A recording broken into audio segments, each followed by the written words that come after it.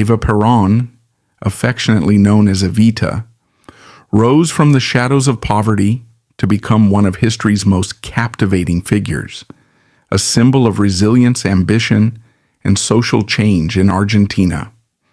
Born into a world of hardship in a remote rural village, her childhood was marked by family struggles, societal rejection, and the unyielding drive that would define her extraordinary path. Facing abandonment and economic despair, young Eva learned early lessons in empathy and determination, experiences that fueled her later passion for uplifting the marginalized. As she ventured to the bustling streets of Buenos Aires as a teenager, Eva transformed her dreams into reality, navigating the challenges of the entertainment world with charisma and grit. Her journey from aspiring actress to political powerhouse alongside Juan Perón showcases a life of love, scandal, and unwavering advocacy. From groundbreaking campaigns for women's rights to her influential rainbow tour across Europe, Evita's story is a testament to overcoming adversity and leaving an indelible mark on society. Discover the untold details of Eva Perón's early life and childhood, her rise in show business, and the pivotal moments that shaped her into a global icon. Explore how her roots in rejection sparked a legacy of empowerment that still resonates today. Dive into this biography of Evita and uncover the woman behind the legend. Early life and childhood, roots in poverty and rejection. Evita's childhood was far from idyllic, shaped by abandonment, hardship, and a resilient spirit that hinted at her future strength. Born Maria Eva Duarte on May 7, 1919, in the dusty village of Los Toldos in Buenos Aires province, she was the youngest of 5 siblings in a family marked by societal scorn. Her mother, Juana Ibarguren, was a seamstress and cook from a poor background, while her father, Juan Duarte, was a prosperous rancher and local political boss. However, Duarte was already married with a legitimate family, making Eva and her siblings part of a secret second family living in a modest adobe house on the outskirts of town. Duarte provided sporadically, visiting occasionally, and acknowledging the children informally, but his dual life left them vulnerable, exposed to whispers and judgment from neighbors who viewed them as outsiders. This precarious existence instilled in young Eva an early awareness of social hierarchies, as the family's status as illegitimate under Argentine law denied them full legal rights and deepened their isolation in a conservative rural community where legitimacy was tied to respectability and inheritance. A little-known fact is that Eva's birth certificate became a point of controversy later in life.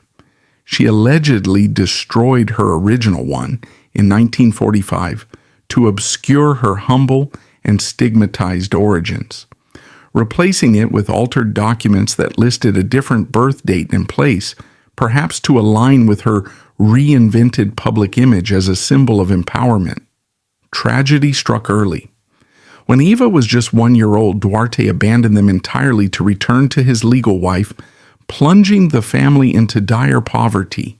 They scraped by on Juana's meager earnings, moving to a one-room shack where the children shared beds and meals were often scant. Simple stews or bread with mate tea, the bitter herbal drink that became a staple of Argentine life.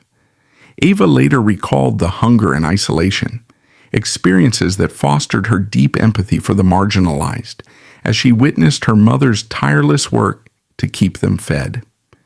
In those lean years, Juana and her daughters, including Eva, took on odd jobs as cooks at local estancias, large rural estates, preparing meals for farmhands and landowners, a grueling task that involved long hours over open fires and carrying heavy pots, all to scrape together enough for rent and basic necessities. This hands-on exposure to labor and inequality left a lasting impression. Eva would later reflect in her autobiography on discovering the divide between rich and poor, writing, "I was very sad for many days when I discovered that in the world there were poor people and rich people, and the strange thing is that the existence of the poor did not cause me as much pain as the knowledge that at the same time there were people who were rich." At age 6, another blow came when Duarte died in a car accident. The family traveled 200 miles to his funeral in Chivilcoy, hoping for closure, but his legal wife permitted only a brief glimpse of the body before dismissing them harshly, treating them as unwelcome intruders, an act that highlighted the rigid class and legitimacy barriers of the time. Though allowed to enter the church briefly, they were promptly directed out, unable to fully mourn, which amplified the family's sense of rejection and Eva's budding resentment towards societal exclusion. This humiliating rejection seared into young Eva's heart, fueling a lifelong aversion to exclusion and a vow to never forget such pain. "That day, I learned what it means to be cast aside," she would later reflect in her autobiography, La Razón de mi Vida, My Mission in Life, a moment that psychologists might see as the seed of her fierce determination to uplift the downtrodden, turning personal wounds into a broader fight for justice. Biographers like John Barnes note that Duarte left only a document acknowledging the children, allowing them to use his surname, but this did little to ease their poverty or stigma, underscoring the emotional toll of being deemed unworthy. The family relocated to Junín, a slightly larger town, where Juana opened a boarding house for single men, sewing clothes and cooking to make ends meet, often rising before dawn to prepare meals. With financial help from Eva's older brother Juan, who had begun working as a traveling salesman, they eventually moved to a larger house, which Juana converted into a more stable boarding establishment, providing rooms and meals to laborers and travelers, a modest improvement that offered a glimmer of stability amid ongoing struggles. Eva attended school intermittently, excelling in recitation and drama classes despite bullying over her illegitimacy.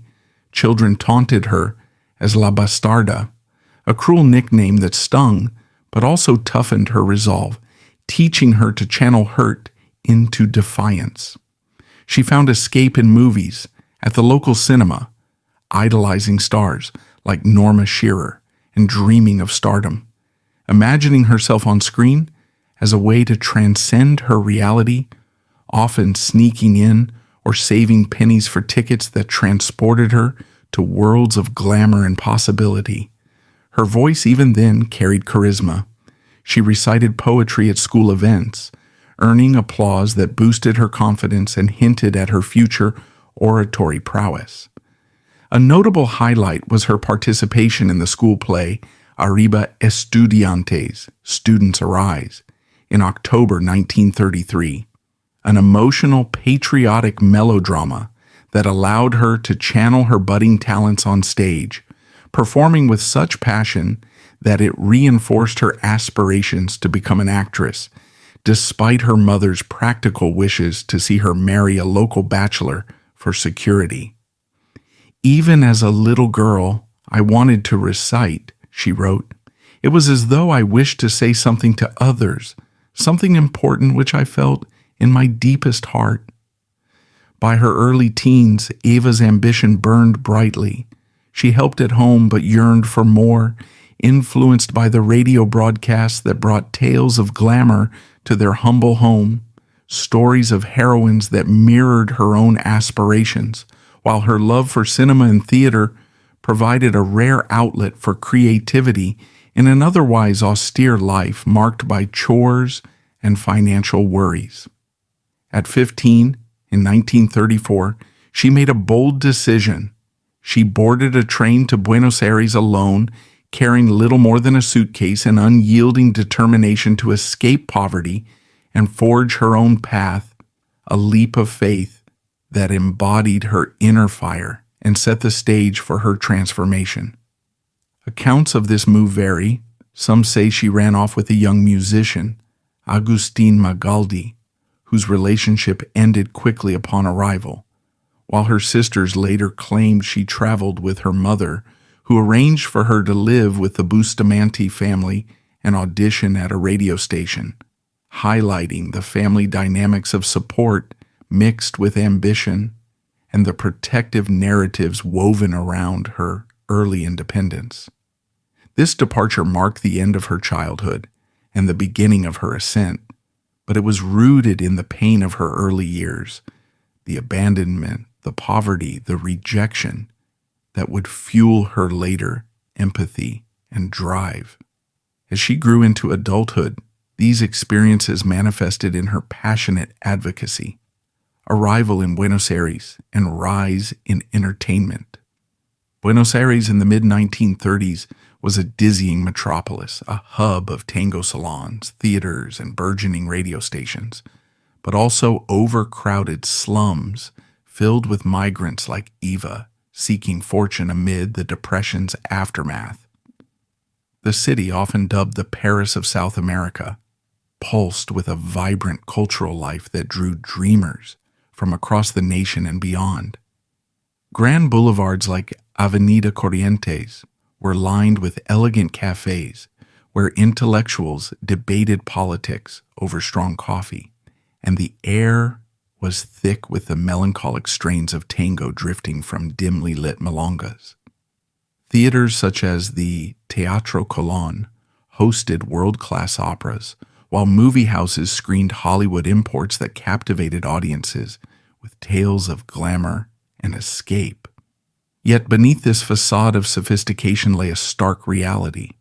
The Great Depression had ravaged Argentina's export-dependent economy, leading to widespread unemployment and a massive influx of rural migrants. Shanty towns, known as villas miserias, sprang up on the city's outskirts, makeshift settlements of tin and cardboard where newcomers huddled against the cold winds off the Rio de la Plata. For a 15-year-old girl like Eva Duarte, arriving from the dusty pampas with little more than ambition, Buenos Aires was both a beacon of opportunity and a brutal proving ground. Arriving with scant resources, she faced immediate hardships, cramped boarding houses in rough neighborhoods like La Boca, where she shared rooms with other aspiring actresses, surviving on cheap meals of pasta or empanadas, often going hungry between auditions. La Boca, with its colorful corrugated iron houses painted in bright hues by Italian immigrants, was a working-class enclave teeming with port workers, artists, and dreamers. But for Eva, it meant squeezing into tiny rooms that reeked of damp and shared kitchens where meals were hastily prepared on communal stoves. She recalled in her autobiography the gnawing hunger that sometimes kept her awake at night, a stark continuation of the poverty she had known in Junín. Auditions were a daily grind. She pounded the pavements of downtown Buenos Aires, knocking on the doors of theater companies and radio studios. Her rural accent, a soft, lilting drawl from the provinces, often drawing sneers from casting directors who preferred polished urban voices. Rejection was constant. She auditioned tirelessly for theater roles, often turned away for her rural accent and lack of connections, a struggle that tested her resilience but sharpened her hustle. In those early days, Eva learned to mask her insecurities with a bold front, practicing her lines in front of cracked mirrors and refining her diction by listening to radio broadcasts late into the night. Biographers note that she sometimes survived on the kindness of fellow strugglers, sharing scraps of food or tips on open calls, forging bonds in the underbelly of the entertainment world that would later inform her empathy for the downtrodden. Yet Eva's tenacity shone through, a quality honed from her childhood rejections, and the unyielding drive that had propelled her to the capital in the first place. The circumstances of her arrival remain shrouded in myth and varying accounts, adding to the enigma of her early years. Some stories popularized in folklore, and even the musical Evita, suggest she hitched a ride with tango singer Agustin Magaldi, a dashing performer who passed through Junín and allegedly took pity on the starry-eyed teenager, smuggling her to Buenos Aires in exchange for companionship. This romanticized tale paints Eva as a plucky opportunist, seducing her way to the city lights, but her family disputed it vehemently. Her sisters later insisted she traveled with their mother, Juana, who accompanied her to ensure safety and helped arrange initial lodgings with family friends, the Bustamantes. Regardless of the truth, the journey was a bold leap. Eva arrived with perhaps a few pesos in her pocket, a change of clothes, and an unshakable belief in her destiny.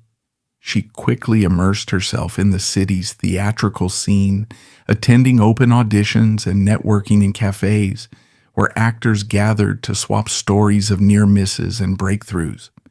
It was a world of glamour and grit, where aspiring stars rubbed shoulders with established names, but where failure lurked around every corner.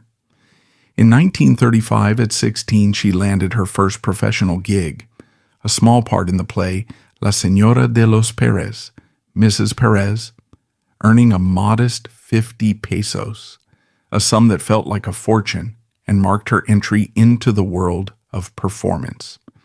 The play, a light comedy performed at the Comedias Theater on March 28, 1935, was her official debut, a minor role that nonetheless put her on stage in front of paying audiences. Eva threw herself into rehearsals with fervor, memorizing lines and observing seasoned actors, her enthusiasm making up for her lack of formal training. The 50 pesos, roughly equivalent to a month's rent in a cheap boarding house, allowed her a brief taste of independence, perhaps splurging on a new dress or a meal at a proper restaurant. This breakthrough came after months of persistence. She had joined a touring theater company earlier that year, traveling the provinces in rickety buses, performing in dusty town halls for meager crowds. These tours were grueling. Long hours on the road, shared accommodations, and the constant pressure to deliver lines flawlessly, but they built her stamina and stage presence. Anecdotes from this period reveal her resourcefulness. One story tells of Eva mending her own costumes during a tour stop, using scraps of fabric scrounged from local markets, a skill learned from her mother sewing in Junín. She diversified, modeling for magazines and catalogs, her dark hair styled in dramatic waves to catch the eye. Though naturally brunette with thick black hair inherited from her Basque ancestry, she experimented with looks, later dyeing it blonde to embody the glamorous ideal of Hollywood icons, like Jean Harlow or Marlene Dietrich, a change that became part of her iconic image, but also reflected her adaptability in a superficial industry. Modeling gigs were sporadic, but paid better than waitressing. She posed for fashion spreads in magazines like Sintonia or Antenna, her slender figure and expressive eyes drawing attention. These sessions were often held in makeshift studios where photographers barked orders, and Eva learned to project confidence despite her insecurities. The blonde transformation, which she maintained for life, was a strategic choice. Blondes were seen as more exotic and marketable in Argentine media, influenced by American films flooding the market. This reinvention symbolized her willingness to mold herself to fit the industry's demands, a trait that would serve her well in politics. Minor film roles followed in low-budget productions like Segundos Afuera, 1937, and La Carga de los Valientes, 1940, where she played supporting characters, honing her screen presence and learning the craft amid the chaos of film sets. Segundos Afuera, a boxing drama, cast Eva as a minor love interest, her scenes brief but memorable for her earnest delivery. The set was a whirlwind of activity, cameras rolling in sweltering studios, directors shouting for retakes, and Eva absorbed it all, befriending crew members and studying the leading ladies. By 1940, La Carga de los Valientes, a historical adventure about gauchos, gave her a slightly larger role as a spirited young woman, allowing her to draw on her rural roots for authenticity. These B-grade films, part of Argentina's golden age of cinema, were churned out quickly with limited budgets, but they provided valuable experience. Little-known anecdotes highlight the challenges. During one shoot, Eva reportedly clashed with a co-star over lines, standing her ground and earning respect for her feistiness. The industry was male-dominated, with actresses often facing exploitation, but Eva navigated it with savvy, using her charm to secure parts without compromising her ambitions. But radio proved her breakthrough, a medium that exploded in popularity during the 1930s as affordable sets brought entertainment into homes across the country. By the late 1930s, Eva starred in popular soap operas on stations like Radio Belgrano, portraying historical heroines such as Catherine the Great, Elizabeth I, and Sarah Bernhardt in series like Great Women of History. Her warm, compelling voice captivated listeners, drawing fan mail and steady income, up to 5,000 pesos monthly by 1942, making her one of the highest-paid radio actresses in Argentina. Radio Belgrano, a powerhouse station, hired her for a 5-year contract in 1942, a deal that solidified her status. In Great Women of History, Eva brought depth to her roles, infusing them with passion that resonated with female listeners dreaming of empowerment. Her voice, soft yet commanding, with a hint of provincial warmth, became her signature, allowing her to connect intimately with audiences she couldn't see. Fan letters poured in, praising her portrayals and sharing personal stories, which Eva treasured as validation. This era also saw her in other series like Muy Bien, on Radio El Mundo, sponsored by soap manufacturers, where she played dramatic leads that mirrored the emotional turmoil of her own life. The radio world was a blend of creativity and commerce. Scripts were written on tight deadlines, rehearsals intense, and broadcasts live, leaving no room for errors. Eva thrived in this environment, her ability to improvise and emote making her a favorite among producers. A rarely discussed aspect is how radio allowed her to escape the visual judgments of theater and film. Her voice alone carried the performance, building her confidence without the scrutiny of her appearance or background.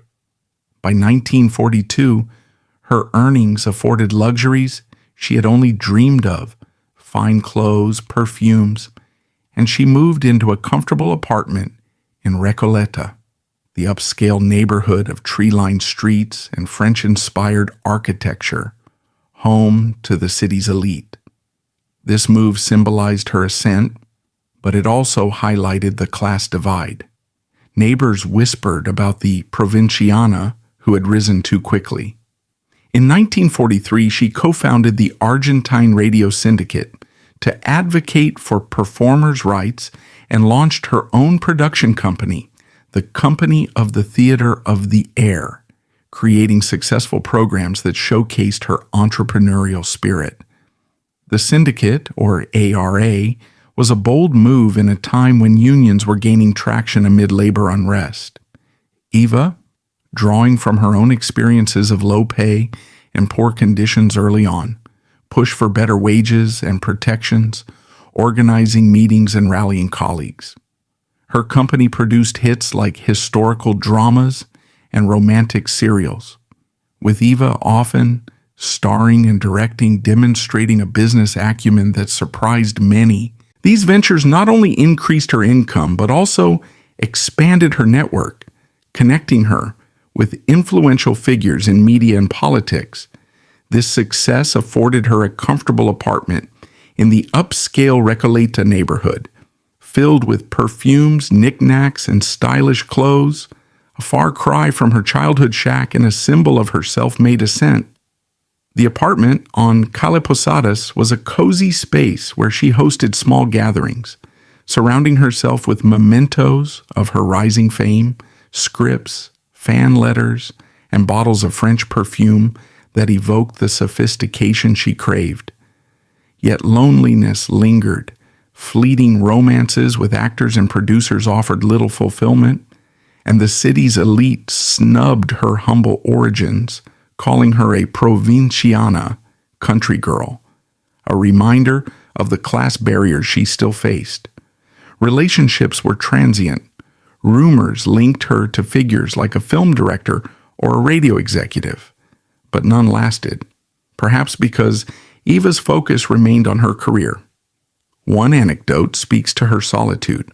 Friends recalled her spending evenings alone, practicing speeches or listening to records, her ambition a double-edged sword that isolated her from deeper connections. Eva's radio fame built her confidence and oratory skills, tools that would later electrify political crowds as she learned to weave emotion into her words, drawing from personal vulnerabilities to connect with audiences. Through roles portraying strong women, she internalized themes of resilience and power, rehearsing monologues that honed her ability to stir hearts. Colleagues noted her passion during broadcasts, her voice rising with conviction, a preview of the fiery speeches she would deliver as First Lady. Little did she know, a chance encounter would catapult her from entertainment to the corridors of power, blending her acting talents with real-world drama. In January 1944, at a gala for San Juan earthquake victims, she met Colonel Juan Perón, a meeting that would transform her life and Argentina's history. But in these formative years, Eva's rise in Buenos Aires was a testament to her unyielding spirit, turning rejection into fuel for a destiny she could scarcely imagine. Meeting Juan Perón, love, scandal, and political awakening. Evita's life pivoted dramatically on January 15, 1944, at a gala fundraiser for victims of the devastating San Juan earthquake, which killed around 10,000 people and left tens of thousands homeless in a tragedy that shook the nation.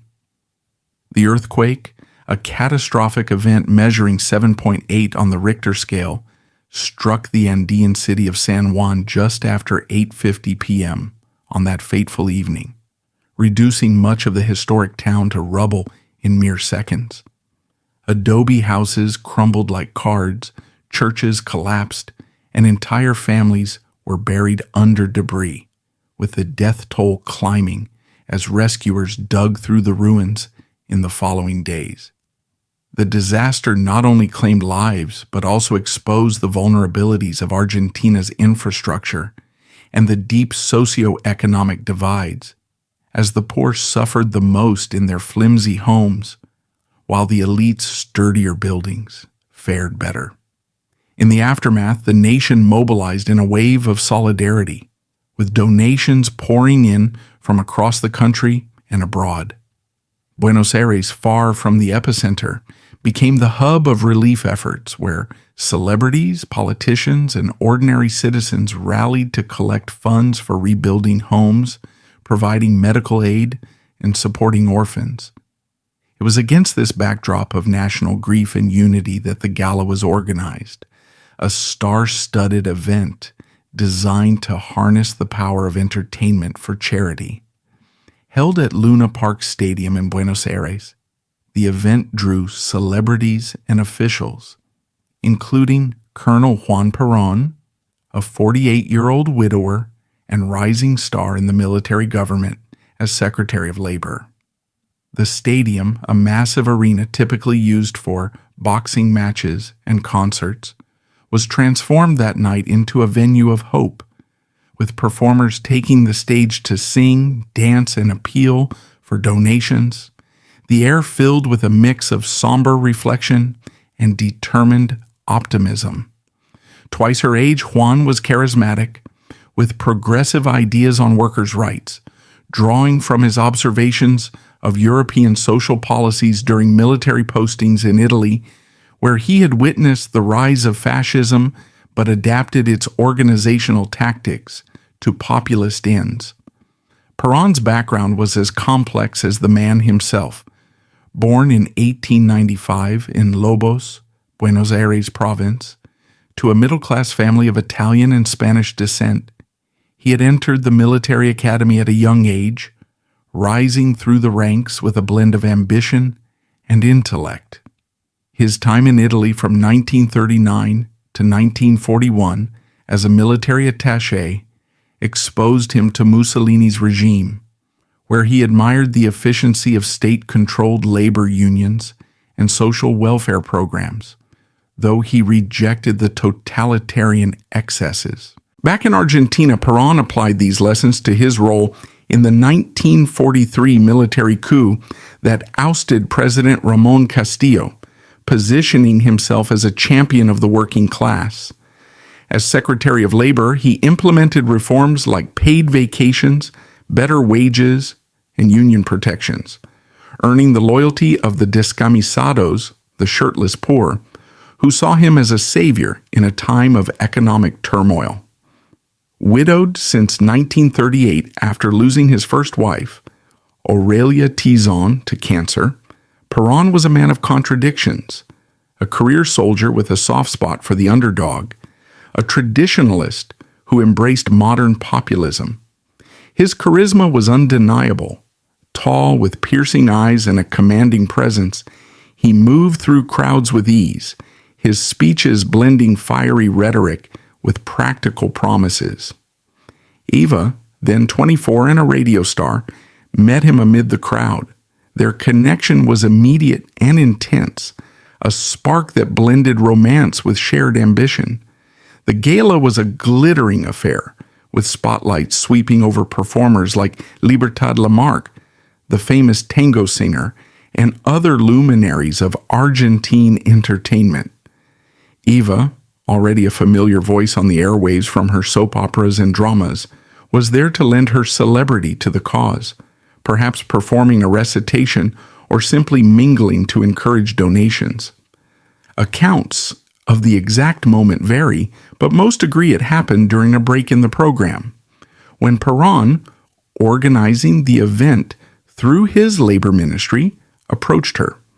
Some biographers describe it as a chance encounter near the stage, where Eva's radiant smile and vivacious energy caught his eye amid the sea of faces. Others suggest it was more orchestrated, with mutual friends introducing them, recognizing the potential synergy between the ambitious actress and the rising politician. Whatever the details, the chemistry was palpable. Eva later called it her marvelous day, a phrase that captured the whirlwind of emotions, excitement, attraction, and a sense of destiny. They talked for hours that night, discussing the earthquake's horrors, the need for social reform, and their shared disdain for the elite's indifference to the poor. Perón, impressed by her passion and eloquence, saw in her a kindred spirit, while Eva recognized in him a powerful ally who could elevate her beyond the fickle world of show business. They left together at 2 a.m., beginning a passionate romance that would redefine both their lives, a union that started in the shadow of national tragedy but blossomed into one of history's most iconic partnerships. They moved in together soon after, scandalizing conservative society. Eva wasn't from proper circles, and cohabitation without marriage was taboo, leading to gossip that painted her as opportunistic or worse. In the 1940s, Argentina, a deeply Catholic and traditional society, living together unmarried was not just frowned upon, but considered immoral, especially for a public figure like Perón. The couple set up home in an apartment on Calle Posadas in the upscale Barrio Norte, a move that fueled rumors and headlines in tabloids like Critica and Noticias Gráficas, which sensationalized their relationship with insinuations of Eva's questionable past as an actress. Whispers labeled her a social climber, or even spread unfounded rumors of a checkered past, portraying her as a gold digger who had seduced the colonel for advancement. These attacks came from the oligarchy and conservative press, who viewed Perón's labor reforms as a threat, and Eva as an interloper from the lower classes. Eva, undeterred, embraced the controversy, using it to solidify her bond with Perón. She dove into his world, attending labor meetings where union leaders discussed strikes and wages, absorbing the intricacies of politics that would later define her. Her radio platform became a subtle tool for advocacy. In broadcasts like her historical dramas, she began weaving in themes of social justice, subtly promoting Perón's policies on improved wages and union protections. One program, Toward a Better Future, allowed her to interview workers and highlight their struggles, her voice carrying a new urgency that resonated with listeners. This period was one of intense passion. Letters between them reveal a deep affection, with Eva calling Perón "my adored one," and him responding with tender assurances. Yet, the scandal took a toll. Eva faced public shunning at events, and Perón's rivals used it to undermine his credibility, accusing him of moral laxity. When a 1943 military coup installed a new regime, Juan's influence grew, but rivals jailed him on October 9, 1945, fearing his popularity among workers. The coup of June 4, 1943, known as the Revolution of 43, had brought a nationalist military junta to power, ousting the corrupt conservative government and ushering in an era of reform. Perón, as part of the Group of United Officers, GOU, a secret society of pro-Axis officers, maneuvered to key positions: Secretary of Labor, then Vice President and Minister of War. His policies, establishing minimum wages, collective bargaining, and Social Security, won him fervent support from the CGT, General Confederation of Labor, Argentina's powerful union federation. But this success bred envy. Conservative military factions and the oligarchy saw him as a demagogue, stirring class warfare. On October 8, 1945, Perón was forced to resign his post after a confrontation with President Edelmiro Farrell, and the next day, he was arrested and taken to Martín García Island, a remote prison in the Rio de la Plata used for political detainees. The arrest was a calculated move by rivals like General Eduardo Ávalos, who feared Perón's growing cult of personality and his alliances with labor leaders. News of the detention spread like wildfire, igniting tensions in a country already polarized by wartime economics and social unrest. Eva, though not yet a major figure, rallied support through broadcasts urging strikes, her voice trembling with urgency as she called on the people to rise. At 26, Eva was still primarily known as a radio actress, but her relationship with Perón had thrust her into the political fray. From their apartment, she coordinated with loyalists, using her phone to contact union bosses like Cipriano Reyes of the Meat Packers and Angel Borlenghi of the Commerce Workers. Her radio appearances took on a new edge. On stations like Radio Belgrano, she delivered impassioned pleas, framing Perón's arrest as an attack on the working class. The people must defend their leader, she urged, her words crackling over the airwaves to factories and homes across Buenos Aires. Historians debate her exact role. Some, like Nicholas Fraser, argue it was exaggerated in Peronist mythology, with Eva more a messenger than mastermind, while others credit her with galvanizing the unions through personal appeals. She visited Perón in detention, smuggling letters and instructions, her devotion evident in notes where she wrote, "I am with you in body and soul." As strikes paralyzed the city, textile workers, railway men, and dockers walked out. The pressure built. Eva's efforts extended to organizing women, rallying actresses and friends to spread the word, her charisma turning personal loyalty into collective action. On October 17th, now celebrated as Loyalty Day, hundreds of thousands of workers, the descamisados, flooded Plaza de Mayo, demanding his release in a massive demonstration that turned the tide. The scene was electric. From dawn, columns of laborers marched from the industrial suburbs, many shirtless in the spring heat, carrying banners like "We Want Perón" and chanting his name. By afternoon, over 300,000 had gathered in the historic plaza fronting the Casa Rosada, the presidential palace, their voices a thunderous roar that echoed through the city. This was no spontaneous uprising, but a coordinated effort by the CGT, fueled by Eva's behind-the-scenes work and Perón's pre-arrest planning. The crowd's diversity, men, women, children from factories and slums, symbolized the emerging Peronist base, the forgotten masses finding their voice. As tensions mounted, with fears of violence, the government relented, freeing Juan in a triumph that solidified his power and elevated Eva as a key ally. Perón appeared on the balcony that night, addressing the throng with Eva by his side, his speech a masterclass in populism. Workers, unite. The event marked the birth of Peronism, a movement blending nationalism, social justice, and personal charisma, with October 17th becoming a national holiday under his rule. Origins.osu.edu for Eva, it was a baptism by fire.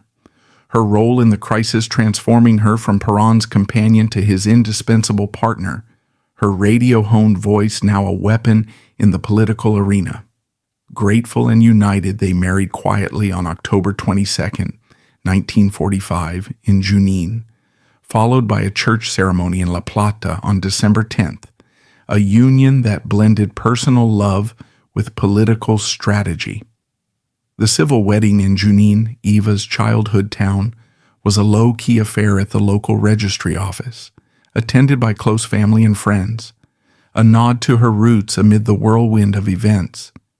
Eva wore a simple white dress, her blonde hair styled elegantly, while Perón, in civilian attire, beamed with pride. The choice of Junín was symbolic, allowing Eva to reconnect with her mother and siblings, who had supported her dreams. The church ceremony in La Plata, at the San Ponciano parish, was more formal, with a priest blessing their vows in a modest service that contrasted with the opulence of elite weddings. This dual ceremony, civil first, then religious, complied with Argentine law and Catholic traditions, but it also served a political purpose, legitimizing their relationship in the eyes of conservative voters and silencing critics. To erase her illegitimacy stigma, Eva altered her birth certificate, listing a later date and legitimate parents, a subtle reinvention that symbolized her transformation from outsider to insider. This act, facilitated by Perón's connections, involved forging documents to claim birth in 1922 in Junín as the daughter of married parents, erasing the shame of Los Toldos and her father's abandonment. History info. It was a pragmatic move in a society where lineage mattered, allowing Eva to present herself as unburdened by the past. This union awakened Eva's political passion. She saw in Juan a vehicle for her ambitions, while he gained a fierce, eloquent ally who could speak directly to the hearts of the poor. Their marriage was a partnership of equals in many ways. Perón, the strategist, Eva, the emotive force, blending love with ideology. In private letters, Eva expressed profound devotion, calling him her reason for living and my adored general, while Perón praised her as his little one who gave him strength. Publicly, they projected unity, with Eva campaigning alongside him in the 1946 election, her speeches drawing crowds with raw emotion. Together they eyed the presidency, with Eva poised to redefine what a first lady could be, her love for Juan described in letters as profound, calling him her reason for living, a private joy amid the public storm. Yet their bond was not without tensions. Perón's age and military mindset sometimes clashed with Eva's impulsive nature, but their shared vision of a just Argentina bound them. The scandal of their cohabitation faded into triumph as their marriage solidified Perón's image as a man of the people, married to a woman from the people. In the months following, Eva threw herself into the campaign, touring factories and slums, her voice amplifying Perón's message. This period marked Eva's full political awakening, from radio star to revolutionary force. Her romance with Perón the catalyst for a legacy that would echo through history. Juan's presidential campaign and Eva as First Lady Juan Perón's 1946 presidential campaign was a whirlwind that thrust Eva into the national spotlight, showcasing her charisma and connection with the masses in a way that blended theater with genuine fervor. The election, held on February the 24th, 1946, marked a pivotal moment in Argentine history. Coming on the heels of the 1943 military coup that had ended the infamous decade of conservative rule, marred by electoral fraud and economic inequality. Perón, having risen through the ranks as Secretary of Labor, Vice President, and War Minister in the junta, positioned himself as the champion of the working class, drawing on his experiences in Europe where he had observed social welfare models and labor organization under regimes like Mussolini's Italy, though he adapted them to a nationalist, anti-imperialist framework. Running on a platform of social justice, nationalism, and workers' rights, dubbed justicialism, Juan faced opposition from traditional elites in the U.S. who labeled him fascist due to Argentina's wartime neutrality, viewing his policies as a threat to their interests. The United States, under Ambassador Spruill Braden, actively interfered by publishing the Blue Book, a dossier accusing Perón of Nazi sympathies and corruption, which backfired spectacularly as Perón reframed the race as Perón or Braden, turning foreign meddling into a rallying cry for sovereignty. The opposition coalesced under the Democratic Union, a fragile alliance of conservatives, radicals, socialists, and communists led by José Tamburini and Enrique Mosca, who promised democratic restoration but struggled with internal divisions and a lack of grassroots appeal. Eva toured tirelessly with him, delivering fiery speeches on radio and in plazas, her voice resonating with the descamisados as she painted vivid pictures of a fairer society.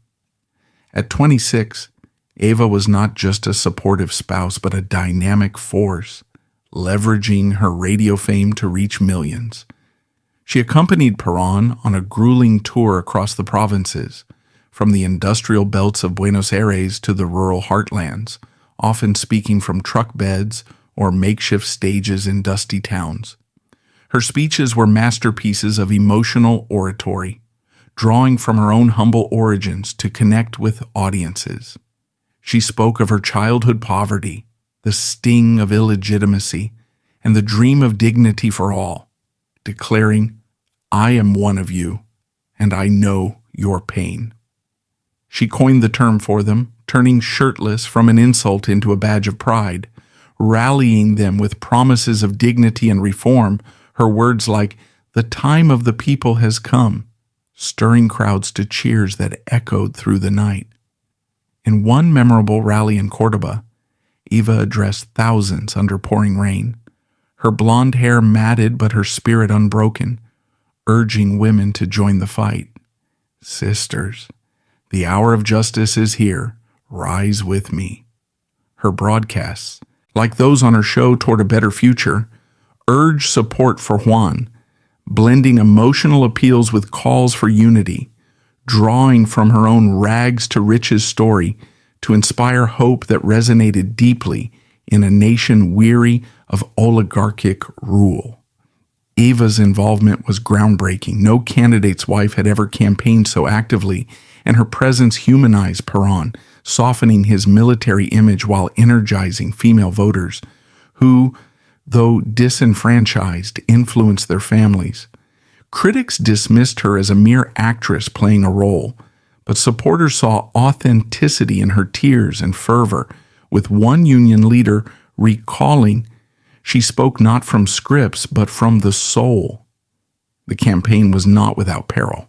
Perón faced assassination attempts, including a bomb plot in Buenos Aires that was foiled, and violent clashes between supporters and opponents in cities like Rosario, where police intervened to quell riots.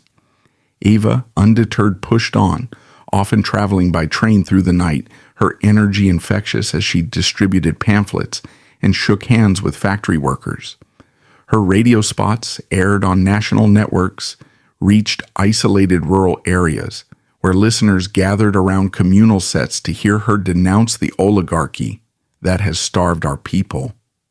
International pressure mounted, with the U.S. withholding loans and Britain freezing Argentine assets. But Perón turned this into fuel, accusing foreign powers of imperialism. Eva amplified this narrative, framing the election as a battle for Argentina's soul, her speeches invoking national heroes like San Martin to stir patriotic zeal. As the vote neared, polls showed a tight race, but Perón's alliance with the Labor Party, formed from unions and splinter groups from the Radical Civic Union, gave him a broad base. Eva's role was crucial in mobilizing women and the poor, organizing neighborhood committees that canvassed door to door, her image on posters as the bridge to the people.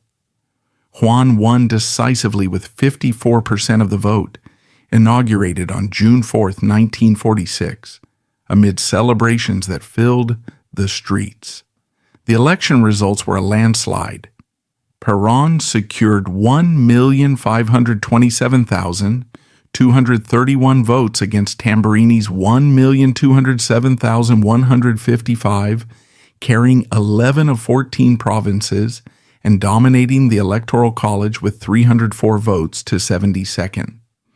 Turnout was high at over 80%, reflecting the polarized yet engaged populace. Inauguration Day was a spectacle. Throngs packed Avenida de Mayo, waving flags and chanting Perón, Perón, as the new president took the oath on the balcony of the Casa Rosada, the iconic pink palace that would become synonymous with his rule. Eva stood beside him, elegant in a white gown, her presence symbolizing the new era. Fireworks lit the sky, and bands played tangos mixed with marches, while workers paraded with banners thanking their leader. The victory was a repudiation of the old guard. Perón's coalition swept Congress, gaining majorities in both chambers and governorships in key provinces. International reactions were mixed. The U.S. begrudgingly recognized the result, while Latin American neighbors hailed it as a blow against imperialism. For Eva, it was a personal triumph. From radio actress to first lady in months, her journey mirrored the nation's shift toward populism. At 26, Eva became first lady, but she rejected the ceremonial role of hostess at Casa Rosada, the pink presidential palace that became a symbol of her era. Traditional first ladies like those before her had hosted teas and charity balls, confined to social niceties, but Eva dismissed this as bourgeois frivolity. Instead, she set up an office in the Ministry of Labor, Later, the postal building, meeting endless queues of the needy from dawn to dusk, her days a blur of petitions and personal interactions. The postal building, a grand neoclassical structure on Avenida Paseo Colón, became her headquarters, where lines snaked around the block, workers seeking jobs, mothers begging for milk, widows pleading for pensions. Eva arrived early, often at 6 a.m., dressed elegantly yet accessibly, in tailored suits or simple dresses from designers, like Christian Dior, her blonde bun and pearl earrings, a blend of glamour and approachability. She listened intently, her eyes welling with tears as petitioners shared tales of hardship, then acted swiftly, phoning ministers for favors, signing checks from her purse, or hugging the distraught. One anecdote tells of a woman arriving barefoot. Eva removed her own shoes and gave them away, saying, "Take these, sister. We walk the same path." Her office was a hive of activity, with secretaries typing letters and aides distributing food baskets, while Eva worked without break, fueled by black coffee and cigarettes, her schedule leaving no time for lunches or rest. Dressed elegantly yet accessibly in tailored suits or simple dresses, she listened to personal stories, distributing aid directly, jobs for the unemployed, housing for the homeless, medical care for the sick, often with a hug or a kind word that made recipients feel seen. Eva's approach was hands-on. She visited slums like Villa Soldati, wading through mud to deliver blankets, or hospitals where she comforted the ill, kissing lepers in defiance of taboos, acts that shocked the elite but endeared her to the masses. Her empathy stemmed from her past. As she told one biographer, "I know poverty because I lived it." This personal touch built a cult of personality. Followers called her Santa Evita, sending letters of gratitude that piled up in her office. Yet it wasn't just charity. Eva used these interactions to gather intelligence on public sentiment, relaying needs to Perón for policy adjustments. Her influence grew. She unofficially ran aspects of the labor and health ministries, pushing for laws like mandatory paid vacations and maternity leave, reforms that cemented Peronism's hold on unions. In 1948, she founded the Eva Perón Foundation with an initial 10,000 pesos, growing it into a massive charity funded by union donations, lottery proceeds, and business contributions. Some voluntary, others coerced through subtle pressures like tax audits. The foundation's origins trace to 1946, when Eva began informal aid from her office. But by 1947, she dissolved the elite Sociedad de Beneficencia, a charity run by high society women who snubbed her, and redirected its funds. Officially launched on July 8, 1948, as the Maria Eva Duarte de Perón Foundation, it started with Eva's personal donation, but quickly amassed billions through mandatory union levies, 2% of salaries, cinema ticket surcharges, and voluntary business gifts, often secured by threats of nationalization or audits. By 1950, its budget rivaled government departments, employing 14,000 workers, including 6,000 construction crews and 26 priests for spiritual guidance. Eva oversaw every detail, from approving blueprints to inspecting sites, her vision a blend of practicality and grandeur. The foundation built over 1,000 schools, 12 hospitals, including specialized children's facilities with playgrounds and bright wards, orphanages where kids received toys and education, elderly homes with gardens for reflection, and even entire neighborhoods like Ciudad Evita, designed in her silhouette from above, a whimsical touch that captured her larger-than-life persona. Schools like the Evita schools featured modern classrooms and free lunches, educating thousands of poor children, while hospitals like the Policlínico Presidente Perón offered free care with state-of-the-art equipment, reducing infant mortality. Orphanages emphasized love over institutional coldness, with Eva personally visiting to distribute Christmas gifts, once handing out 500,000 toys in a single season. Elderly homes provided dignity, with recreational programs and medical services. Ciudad Evita, a suburb for 15,000 residents, included parks, schools, and homes. Its layout a heart-shaped tribute to Eva. The foundation also ran tourist homes for workers' vacations, summer camps, and sports clubs, promoting health and leisure. Internationally, it sent aid to disaster-struck countries like Chile and Israel, enhancing Argentina's image. Eva worked grueling 20-hour days, fueled by coffee and willpower, personally handing out toys at Christmas events, where children's eyes lit up, sewing machines to seamstresses dreaming of independence, or even dentures to the elderly so they could smile again. Her routine was legendary. Rising at 5 a.m., she arrived at her office by 6, receiving up to 200 petitioners daily, each getting personal attention. Christmas distributions were spectacles. In 1948, she organized trains loaded with gifts, traveling to provinces to see joy on faces. One story recounts her giving a house to a family on the spot, signing papers amid tears. She hugged lepers and kissed the sick, acts that humanized her and endeared her to the poor, defying social taboos and showing a compassion that felt genuine, though critics saw it as performative theater to build loyalty. Eva dismissed detractors, saying, "Charity is for the rich. I give justice." Her influence extended unofficially to health and labor policies, advocating for compulsory religious education to instill moral values and generous wage hikes that bolstered union loyalty to Peronism, creating a network of supporters who viewed her as a mother figure.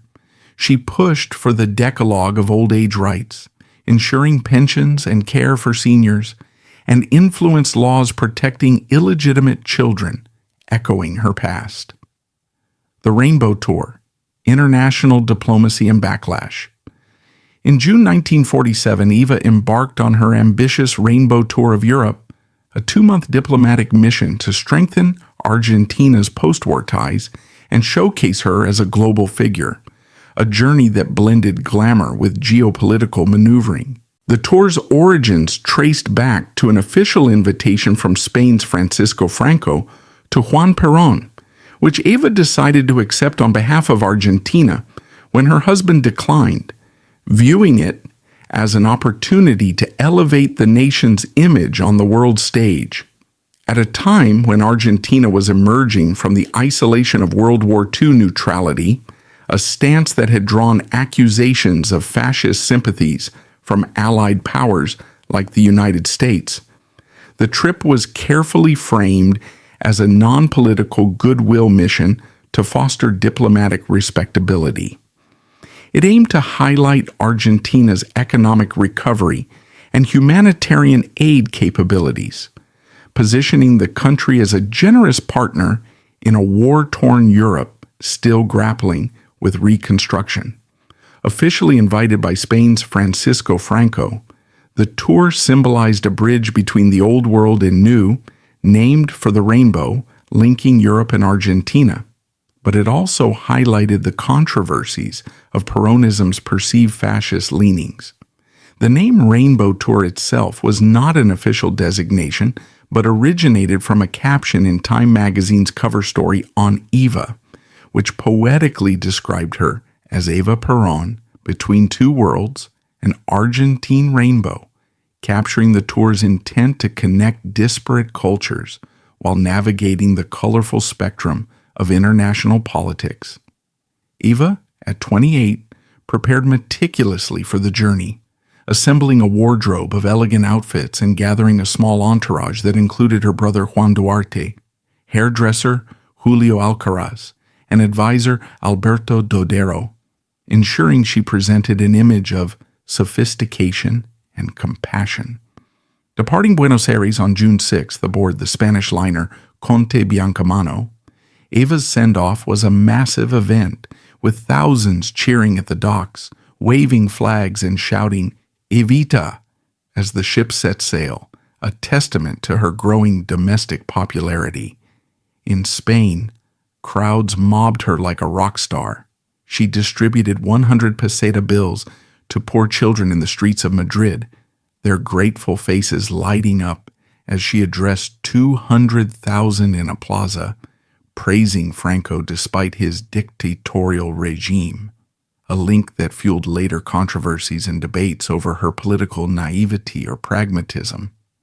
Arriving in Madrid on June 8th after a stop in the Canary Islands, Eva was greeted with lavish ceremonies, including a gala at the Pardo Palace where Franco bestowed upon her the Grand Cross of the Order of Isabella the Catholic, Spain's highest civilian honor, in recognition of her charitable work. She toured historic sites, such as the tombs of Ferdinand and Isabella in Granada's Royal Chapel, drawing parallels between Spain's imperial past and Argentina's emerging role, and visited factories and orphanages where she handed out toys and clothing donated from Argentina. In Barcelona, she addressed a massive rally at the Montjuic Stadium, speaking of solidarity between the two nations and Argentina's willingness to share its wheat and beef surpluses to aid Spain's famine-stricken population. Eva's speeches emphasized themes of Hispanic unity and anti-imperialism, subtly aligning with Franco's isolation from the West. But this association drew sharp criticism from democratic nations, who saw it as endorsement of a fascist holdout. Despite the warmth, crowds chanting "Evita Franco," the visit underscored Eva's pragmatic diplomacy. She secured trade deals for Argentine exports in exchange for Spanish-manufactured goods, bolstering Perón's economy while humanizing her image as a benefactor. A little-known detail is that during a bullfight in her honor, Eva was so moved by the spectacle that she later reflected on it as a metaphor for life's struggles, though she privately confided to aides her discomfort with the violence. In Italy, she met Pope Pius XII for a private audience, receiving a rosary as a gift and visiting orphanages where she played with children, sharing stories of her own youth, but faced protests from communists wary of her husband's politics, who threw leaflets decrying Peronism. Landing in Genoa on June 27th after a brief stop in Monaco, Eva's Italian leg began with a mix of adulation and tension. In Rome, the Vatican reception was formal but reserved.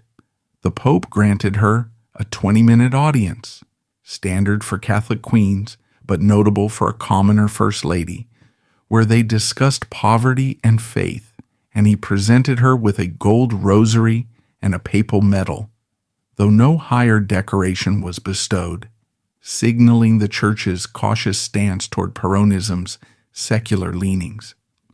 Eva toured the Eternal City, visiting St. Peter's Basilica and the Colosseum, but her focus was on humanitarian stops. At orphanages like the Istituto San Giovanni, she spent hours with war-orphaned children, distributing Argentine sweets and toys, recounting tales from her impoverished childhood to forge a bond, saying, "I was once like you, but love and determination can change everything."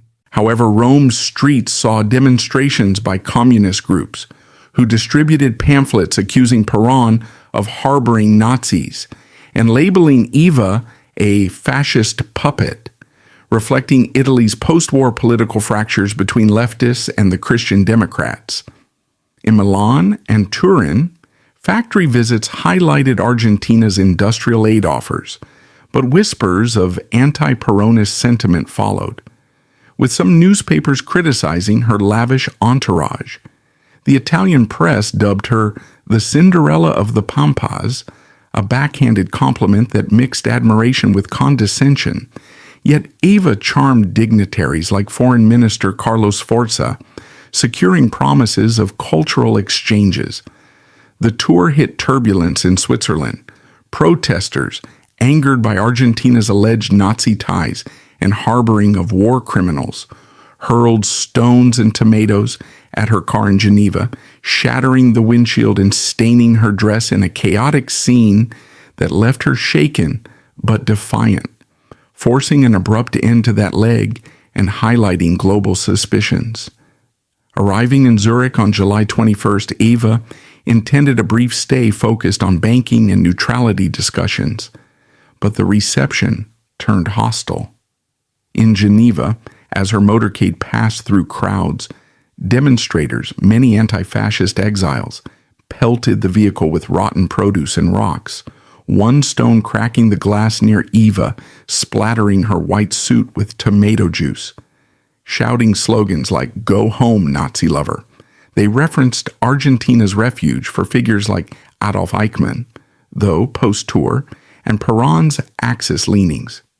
Eva, composed despite the fright, later quipped to aides, "They throw tomatoes at me because they know I bring bread to the hungry." But the incident prompted her to cut short the Swiss visit, skipping planned meetings and departing early. This rarely discussed attack underscored the tour's undercurrents of backlash, with Swiss newspapers accusing her of laundering funds, rumors of secret bank deposits that persisted despite denials, later debunked as baseless propaganda from Perón's foes. France offered glamour, lavish dinners with dignitaries, fittings for Dior gowns that became her signature style, and strolls along the Seine. But Britain snubbed her, canceling a planned visit amid royal protocol debates, a slight that stung her pride. Landing in Paris on August 9th, Eva was feted as a celebrity. President Vincent Auriol hosted her at the Élysée Palace, where she dined with luminaries like Edith Piaf and discussed aid shipments. Eva pledged 2 trains of wheat to famine-hit France, sealing economic ties. She met General Charles de Gaulle, then in opposition, forging a rapport that later aided Peronist diplomacy. Fashion houses vied for her attention. Christian Dior fitted her for the new look gowns, full skirts and nipped waists, that she adopted, shifting from flashy jewels to refined elegance, a style that influenced Argentine women and softened her image from actress to stateswoman. Strolls along the Seine included visits to the Louvre and Eiffel Tower, where crowds cheered "Vive Evita." Yet the British leg was aborted, invited by Foreign Secretary Ernest Bevin. The visit faltered when King George VI and Queen Elizabeth refused a Buckingham Palace reception, citing protocol but likely wary of Franco ties.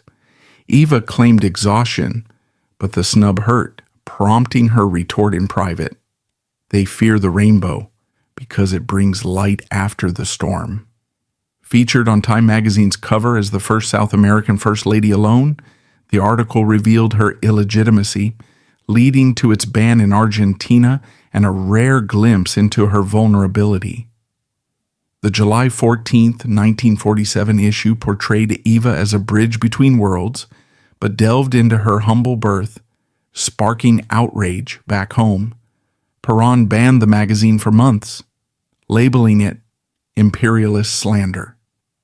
This exposure, amid the tour's triumphs, humanized Eva, reminding her of past scars while fueling her defiance. The tour boosted Eva's confidence but exposed her to criticism.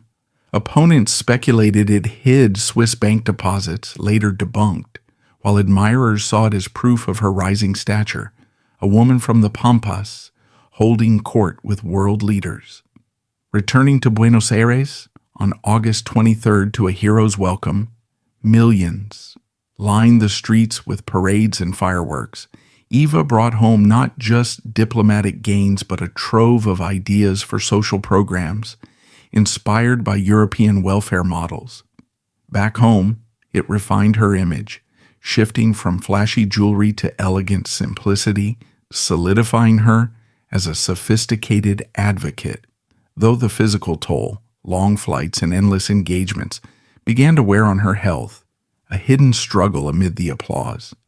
The grueling schedule, with little rest and constant public appearances, exacerbated her undiagnosed cervical cancer, symptoms like fatigue and pain emerging subtly. Controversies lingered. Critics accused the tour of whitewashing fascism, pointing to her Franco praise and avoidance of democratic leaders, while supporters hailed it as a triumph of Latin American diplomacy. Eva reflected in her autobiography, "I went to Europe not as a tourist, but as a bridge of understanding," a sentiment that captured the tour's dual legacy, glamour and grit, triumph and turmoil, that mirrored her life's contradictions. Political achievements, women's suffrage, and the Peronist. Women's Party. Eva's domestic impact peaked with her tireless push for social reforms, particularly empowering women and workers. As First Lady, Eva Perón channeled her personal experiences of exclusion and hardship into a broader crusade for equality, becoming a driving force behind initiatives that addressed long-standing inequalities in Argentine society. Her advocacy was not abstract, it was rooted in her own life story, from the stigma of illegitimacy in her childhood to the barriers she faced as a young actress in Buenos Aires, where women were often relegated to secondary roles both on stage and in life.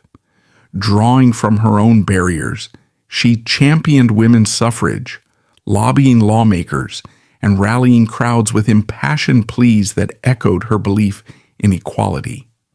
The campaign for women's right to vote had simmered in Argentina since the early 20th century, with feminist pioneers like Alicia Moreau de Justo and Julieta Lanteri, advocating through organizations such as the National Feminist Union. But progress had been stalled by conservative forces and political instability. Eva, however, brought a populist energy to the cause, using her platform to pressure the government and mobilize public support. She made numerous radio addresses, speaking directly to women across the nation, urging them to demand their place in democracy and framing suffrage as a natural extension of Peronism's commitment to social justice. Her lobbying efforts involved intense behind-the-scenes negotiations with legislators, where she leveraged her influence as Perón's wife to sway votes, often hosting meetings at the Casa Rosada or her office to build coalitions. In public, she rallied massive crowds in plazas like Plaza de Mayo, her voice booming over loudspeakers, as she declared that women were not just homemakers, but essential partners in building a new Argentina, inspiring chants and cheers that reverberated through the streets.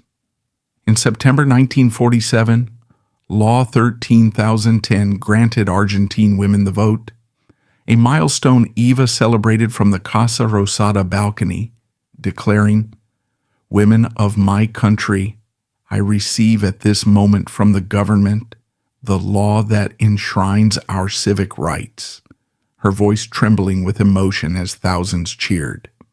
The law's passage on September 9, 1947, was the culmination of years of effort, but Eva's role was pivotal.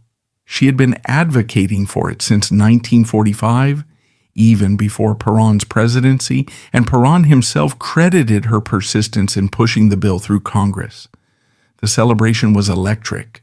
From the iconic pink balcony of the presidential palace, Eva waved to a sea of supporters, many of them women holding banners and flowers, marking the first time in Argentine history that half the population was enfranchised.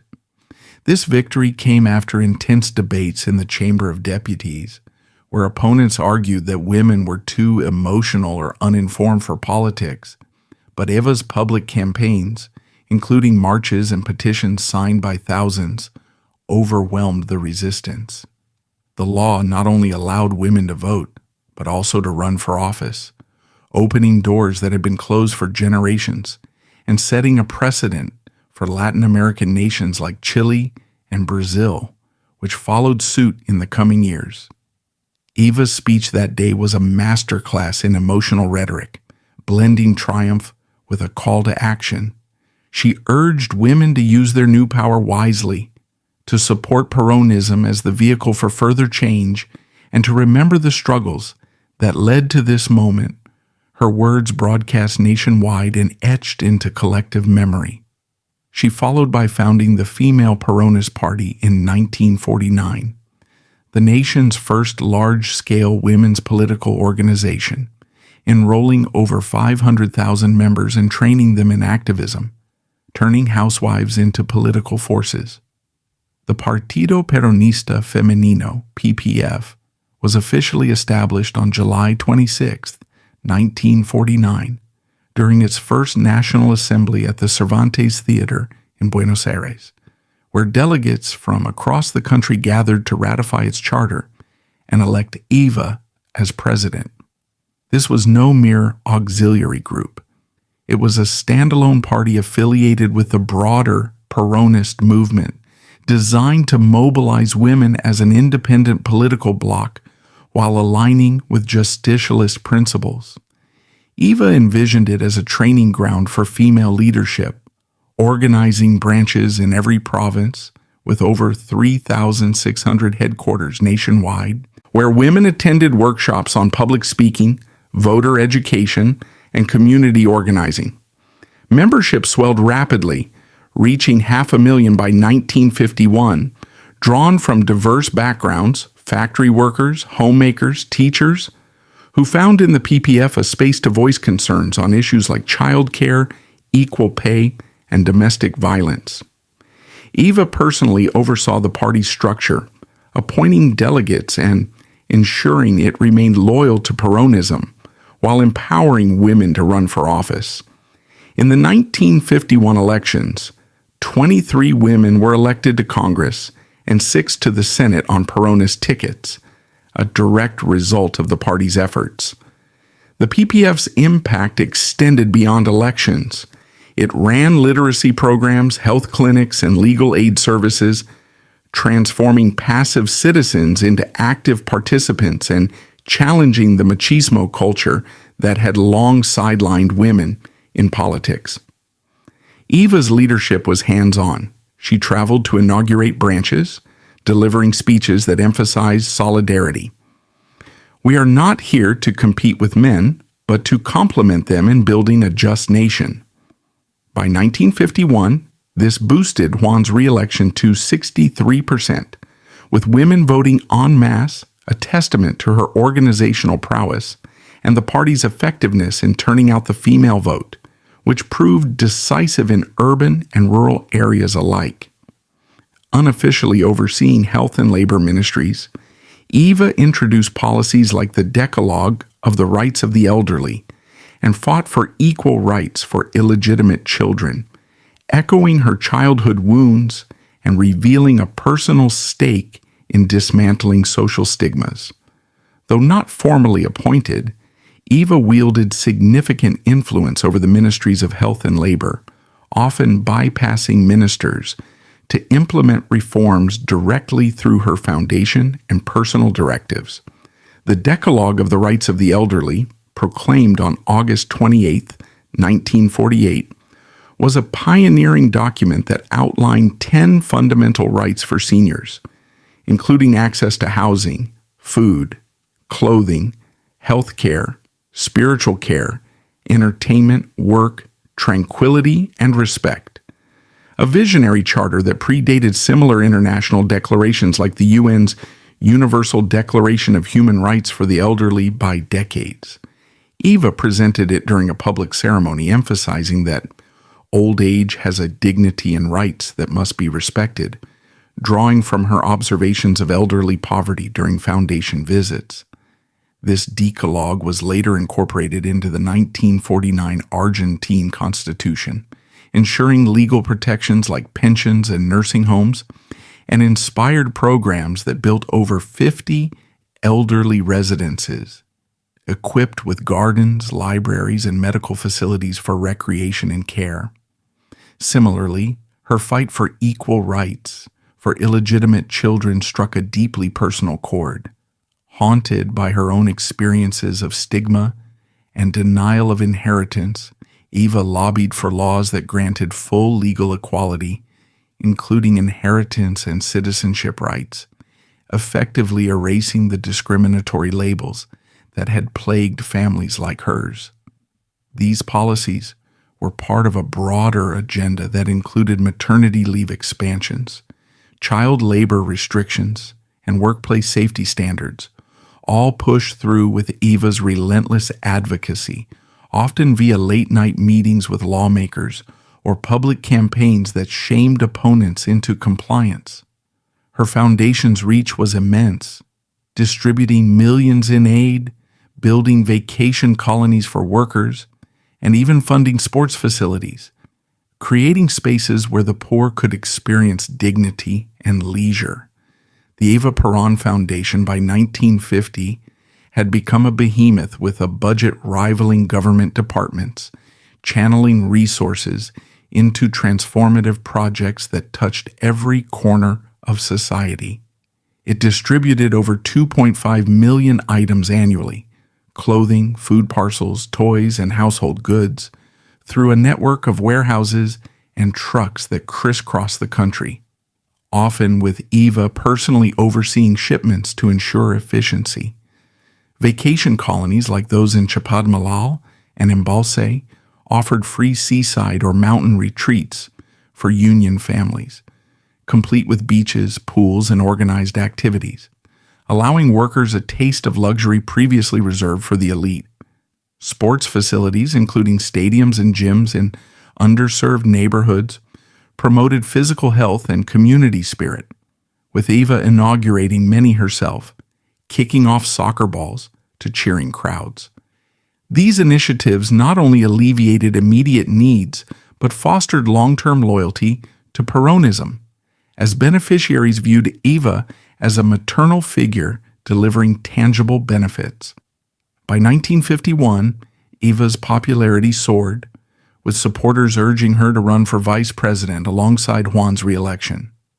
On August 22nd, at the massive Cabildo Abierto rally, 2 million gathered chanting for Evita in what was history's largest show of support for a female candidate, a sea of faces reflecting her deep bond with the people.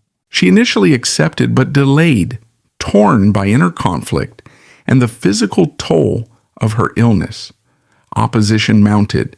The military feared her radicalism, the bourgeoisie her populism, and her health was failing, with fainting spells betraying her fragility. On August 31st, in a tearful radio address known as the Renunciation, she withdrew, saying, "I don't want history to remember me as ambitious. I prefer to be Evita." It was for the greater good, she claimed, though pressure from Juan and advisors played a role. This decision, blending vulnerability and strategy, deepened her mythic status among followers, who saw it as a selfless act, while critics viewed it as a calculated retreat. Health decline, treatment, and death. Eva's health had been deteriorating since 1950, when she fainted publicly and underwent a reported appendectomy, actually surgery for advanced cervical cancer. Diagnosed late, the disease spread rapidly. She lost weight drastically, down to 80 pounds, suffering constant pain and bleeding. Juan shielded her from the full truth, fearing it would crush her spirit, a protective gesture that underscored their deep bond, but also her isolation and suffering. She tried experimental chemotherapy and a hysterectomy, but by 1951, fainting spells plagued her. In a desperate bid, doctors performed a prefrontal lobotomy in June 1952, without full consent, some claim, to alleviate pain and aggression from the cancer. This gruesome, lesser-known procedure, revealed in later studies, aimed to calm her, but highlighted the era's medical extremes and the lengths to which those around her went to preserve her image. Despite agony, Eva rallied for Juan's 1952 inauguration parade, standing propped in a plaster cast hidden under her coat, waving weakly to crowds, her determination shining through her frailty. On July 26, 1952, she died at 33 in Buenos Aires. The nation plunged into mourning. Millions filed past her casket in Congress. Flowers arrived from Chile, and a state funeral reserved for heads of state included a requiem mass, her body embalmed by Dr. Pedro Ara to last eternally, was displayed like a saint, her blonde hair and serene expression preserved, turning her into an enduring symbol of grace in death. Even in death, Evita polarized Argentina. Her embalmed body became a symbol of Peronism, displayed until Juan's 1955 overthrow in a military coup. Anti-Peronists, viewing her as a threat, stole the corpse on November 22, 1955, hiding it for 16 years to prevent rallies. It was secretly transported to Milan, Italy, buried under the false name Maria Maggi de Magistris, then moved to Spain where Juan, in exile, kept it in his Madrid home, a bizarre guardianship that spoke to his lingering grief. In 1971, amid Peronist resurgence, it returned to Juan, who briefly displayed it beside his third wife, Isabel. After Juan's 1974 death, Isabel repatriated it, placing it next to him in the presidential palace. A 1976 junta removed it again, finally interring it in 1976 at Recoleta Cemetery in the Duarte family crypt, under heavy security. This bizarre journey, crossing oceans, hidden in attics, underscores her enduring power to divide and inspire, a macabre testament to how her presence continued to haunt and mobilize the nation long after her passing.